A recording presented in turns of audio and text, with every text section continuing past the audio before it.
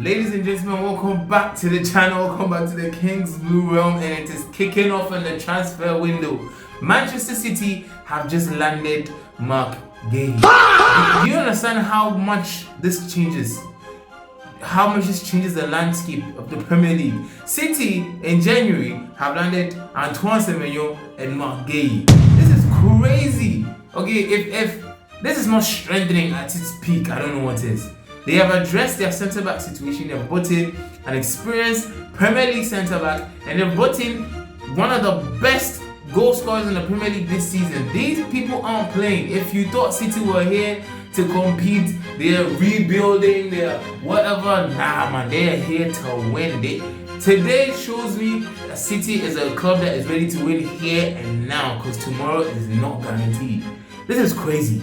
This is crazy.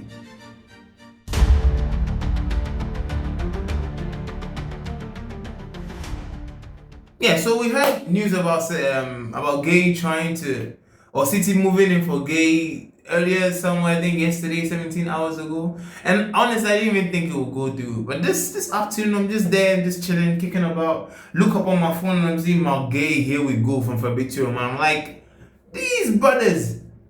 And you know for how much? 20 M's. And then my board of directors will sit down and tell me they're looking for a market opportunity. Buying up an experienced, seasoned Premier League centre-back for 20 M's is not a market opportunity. That's what we're telling me.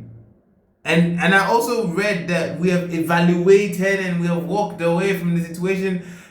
We're a mess. But let's talk about people who aren't messes.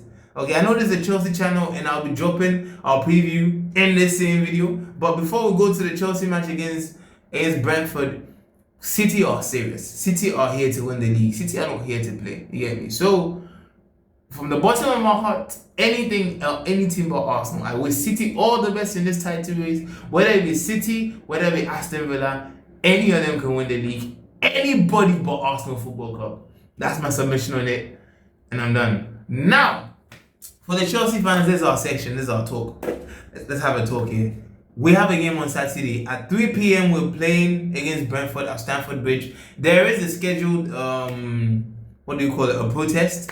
I don't know how many people are going to pull up. You know, with Chelsea fans, a couple of decent performances and they want to pull up. People are actually classifying our disaster Wednesday night as an okay performance because it's Liam's first home game and blah, blah, blah, and woody, whatever. I don't rate it. We lost. Case closed. We lost. When you lose, you pick up your bags, you go home, you try and recoup and do better. Don't glaze yourself because you lost. You get me? So I'm not even looking at that game. I tried to review that game, but I'm not even trying to look at it. I'll review the second leg and I'll review the game of the second leg because we have a second leg to play. You get me? So forget the Arsenal game. We have an important game in the Premier League this weekend. We play Brentford, who are very close to us on the table. And losing against Brentford will take us further away from this top 4 race that we're in, or supposedly in. Okay, this is a chance for Liam to properly, right, introduce himself to the Chelsea fans, you know. If we can beat Brentford, I think we'll put the club back on track. We have, I think, 5 games in between now and Arsenal. Put ourselves back in a good position for the top 4, you know, win a couple of games, get the morale up, and maybe, you never know, we could go to the Emirates and pull up a shock. It's football. And underdog Chelsea is the greatest Chelsea. It's the greatest team on the planet. When you underestimate Chelsea, when something is impossible for Chelsea, that's when we fucking pull up. So, just keep a run of form, be on form before that match comes up, and you never know what happened. But as for this weekend, I honestly don't know what kind of lineup we're going to start with.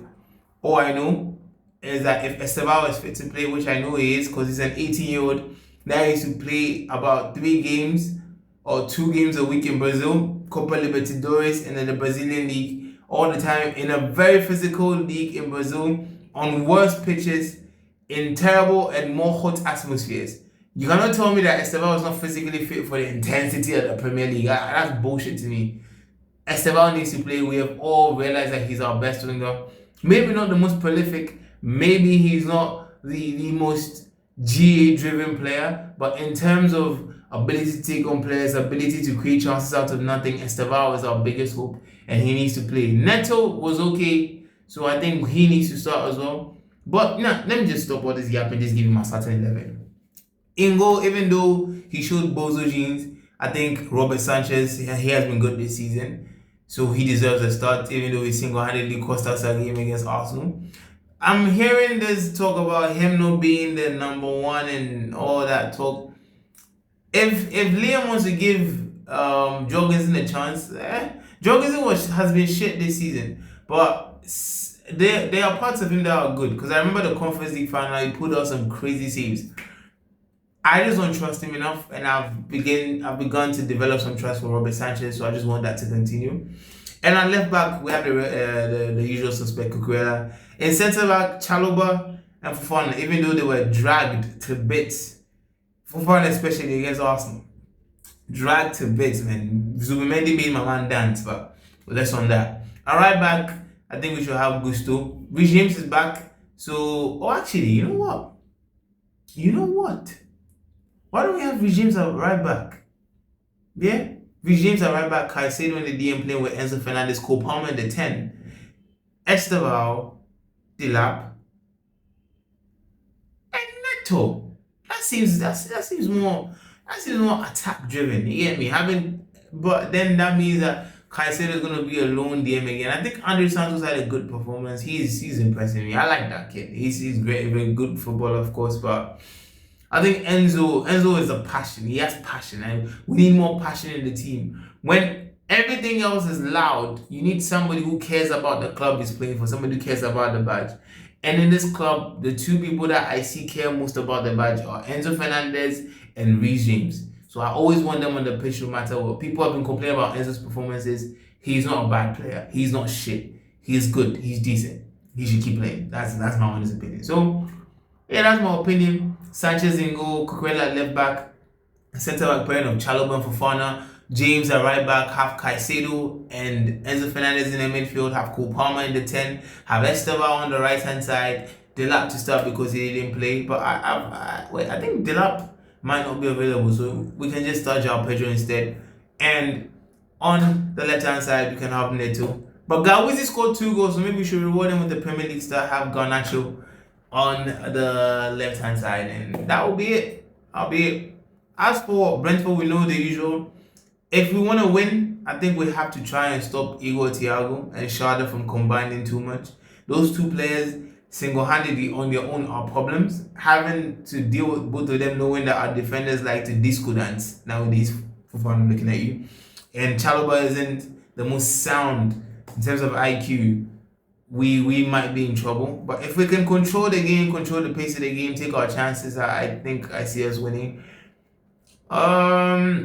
Predictions. I would say a 3-0 win. No, Jesus Christ. Yeah, no, why not? A 3-0 win.